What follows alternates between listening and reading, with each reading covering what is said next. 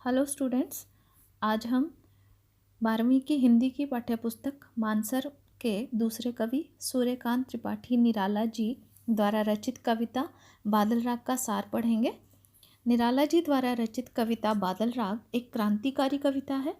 जिसमें बादलों की तुलना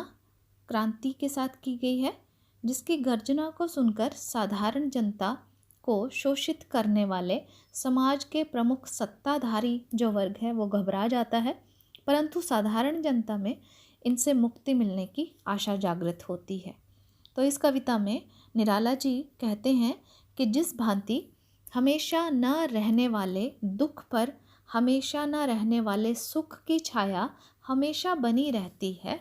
उसी प्रकार बादलों को भयभीत कर देने वाला क्रांतिकारी रूप भी हवा के समुद्र पर सदैव ही गतिशील रहता है। अब इन पंक्तियों के द्वारा कवि यह बताने की चेष्टा करते हैं कि जैसे दुख हमेशा नहीं रहते, वैसे ही सुख भी हमेशा नहीं रहते, और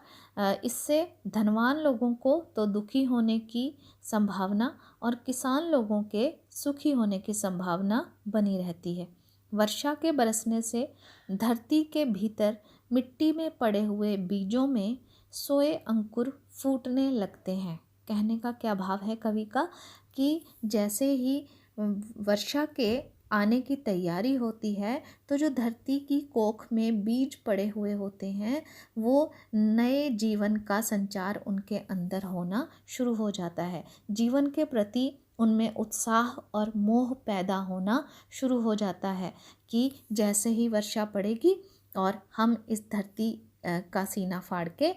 एक नई दुनिया में, एक नए संसार में एक पौधे के रूप में जन्म लेंगे। वर्षा के इस कल्याणकारी रूप को देखकर किसान वर्ग, हरे भरे पेड़ पौधे और खेत खलिहान आदि प्रसन्न होते हैं तथा बादलों का स्वागत भी बड़े ही हृदय से, बड़े ही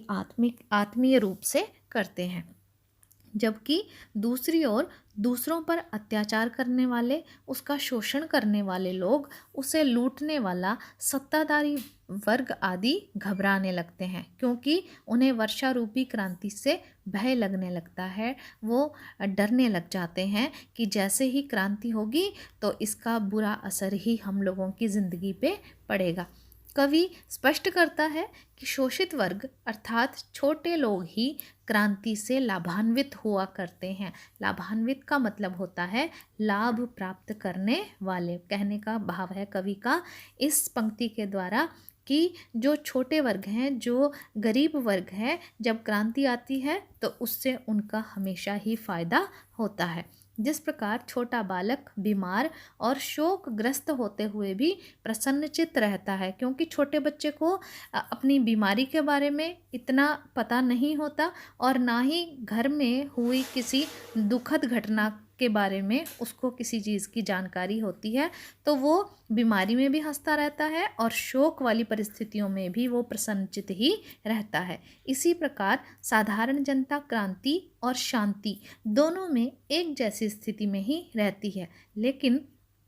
क्रांति का सिर्फ और सिर्फ उद्घोष सुनकर जुल्म करने वाले, उद्घोष का मतलब होता है जैसे ही उसका बिगुल बजता है कि जैसे अब क्रांति होने वाली है, आंदोलन होने वाला है, तो उसका सिर्फ आवाज़ को ही सुनकर जो व्यापारी लोग, धनवान लोग, जिनके खजाने तो धन से भरे पड़े हैं किंतु मन नहीं भरा है, वो क्रांति से सदैव परेशान हो जाते हैं। अर्थात बादलों का भयंकर रूप उन्हें असहाय लगता है।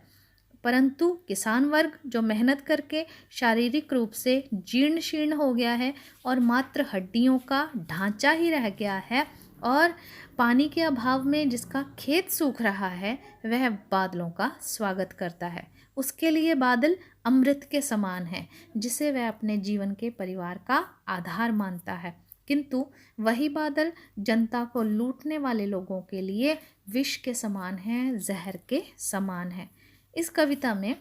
ये जो बादल राग कविता निराला जी द्वारा रचित है, इसका विशेष क्या है, इसमें विशिष्ट क्या है कि निराला जी ने इस कविता के माध्यम से मुख्यतः बादलों के क्रांतिकारी रूप को निर्धन व किसान लोगों के लिए हितकारी तथा कल्याणकारी बताया है और शोषित वर्ग समाज में सदा क्रांति अथवा बदलाव का स्वागत करता है और अमीर वर्ग हमेशा ही क्रांति से डरता है, भयभीत रहता है।